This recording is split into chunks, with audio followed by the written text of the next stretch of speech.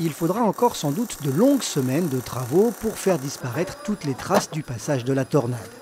À Moreiras, 210 bâtiments ont été endommagés pour des dégâts estimés aujourd'hui aux alentours d'1 million d'euros. Les mairies de Moreiras et de Fourques travaillent ensemble actuellement pour obtenir de l'État une déclaration de catastrophe naturelle.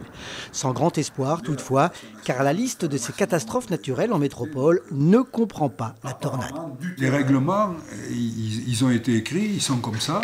On est dans les cases, on n'y est pas. Là, on n'y est pas, au sens strict du terme. Tant qu'on ne démontre pas que le vent allait à plus de 200 km/h, on n'est pas dans un cadre tornade. Voilà. Le problème, c'est que personne ne peut nous attester que le vent avait cette force-là. Ni Météo France qui n'a pas enregistré le phénomène, ni les experts qui ne veulent pas se mouiller et donc attester a posteriori, en vue de l'estimation des dégâts, quelle aurait été la force du vent ce jour-là. Dans l'ensemble, les habitants des deux communes semblent plutôt satisfaits des remboursements déjà effectués par leurs assurances et ils n'attendent pas forcément, sur le plan financier, une déclaration de catastrophe naturelle. Mais ils ne comprendraient pas qu'on leur refuse ce classement.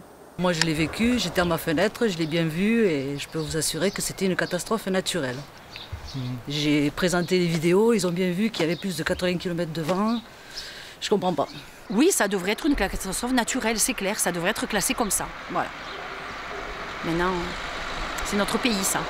Voilà. Les mairies de Fourques et de Moreiras devraient transmettre leur dossier en préfecture vers la fin février.